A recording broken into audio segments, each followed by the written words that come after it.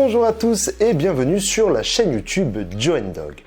Aujourd'hui, nous allons parler de ce petit objet merveilleux qui se prénomme le Clicker Training.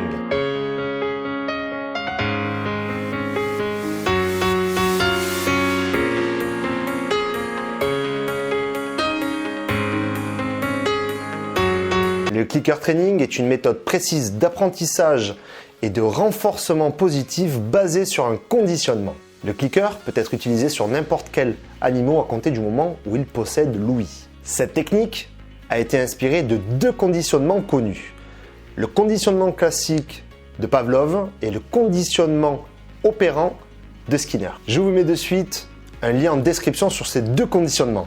Pour se servir du clicker, il faut respecter deux règles d'or. Une séance de travail au clicker est une séance 100% positive. Oubliez donc les noms ou toutes les phrases contrariantes pour votre chien. Travailler au clicker training va vous demander beaucoup de patience et prenez en considération que cet exercice demande énormément de concentration à votre chien. Un des principaux avantages du clicker training, c'est qu'il permet de faire réfléchir le chien pour obtenir sa récompense tout en se basant sur de la motivation. Maintenant, passons à l'explication du fonctionnement du clicker training. Actuellement, le bruit du clicker training ne veut absolument rien dire pour votre chien. Le premier exercice va donc consister à associer le bruit du clicker à une friandise. Et vous allez voir que ce moment-là, votre chien va l'adorer. Pour commencer, prenez une vingtaine de petites friandises et étalez-les au sol de manière à ce que votre chien les mange les unes après les autres.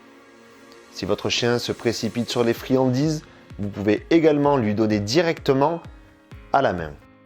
À chaque fois que votre chien mange une friandise, pensez à cliquer. Essayez d'être le plus précis possible dans vos clics. Répétez cet exercice sur quelques jours jusqu'au moment où votre chien aura assimilé le bruit du clicker à une friandise. Vous aurez donc compris que nous nous servons essentiellement du conditionnement de Pavlov sur cet exercice-là. Attention, si vous cliquez par inadvertance, pensez à récompenser votre chien. Maintenant que votre chien est amorcé au clicker, nous allons pouvoir commencer à travailler avec lui. Nous allons nous servir des trois méthodes du clicker qui sont le leurre, le chapping et le capturing. Ces trois méthodes sont inspirées du conditionnement opérant de Skinner. Attention, une séance de travail au clicker ne doit jamais dépasser les 10 voire grand maximum 15 minutes.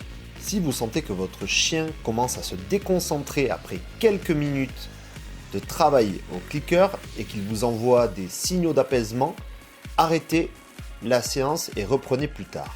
Nous allons donc démarrer avec l'apprentissage au leurre. Prenez une friandise dans votre main et faites-la sentir à votre chien sans lui donner. Guidez le chien avec votre main de manière à le mettre dans une position désirée. Si le chien réussit, cliquez et recommencez. Réeffectuez cet exercice plusieurs fois de suite. Nous allons maintenant parler de la méthode du capturing. Attention, les vidéos de démonstration sur le capturing sont des scènes réalisées uniquement dans le but de vous permettre de comprendre et de pouvoir utiliser cette méthode directement chez vous.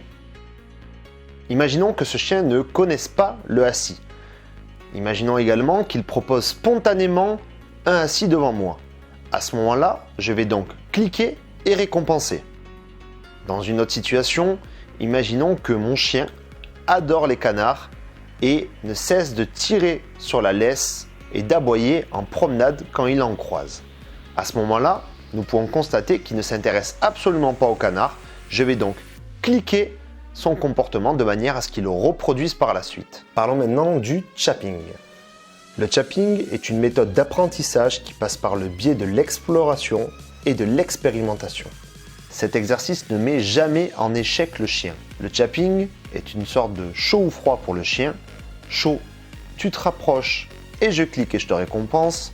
Froid, je ne dis absolument rien. En gros, on veut obtenir un comportement bien ciblé en le prédécoupant en plusieurs parties mais sans jamais guider ni parler à son chien. La seule chose que vous pouvez faire, c'est le regarder dans les yeux et regarder à la suite l'objet ciblé. Le chien doit être 100% acteur de cet exercice positif. Pour permettre de maintenir la concentration et la motivation de son chien, il faut en moyenne donner une quinzaine de clics et donc une quinzaine de friandises à la minute. Imaginons que je désire que mon chien pose ses deux pattes sur ce tabouret. Dans un premier temps, je vais cliquer le fait qu'il ne regarde uniquement que le tabouret.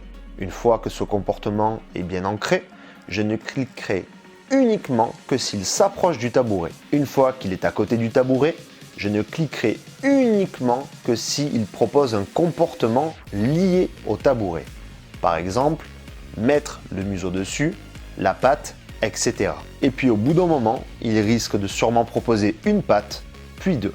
Si tu désires suivre mon actualité, tu peux t'abonner à ma chaîne YouTube. Et surtout, n'oubliez pas, aimer son chien, c'est connaître ses besoins et les respecter. Ciao ciao amis des dogs!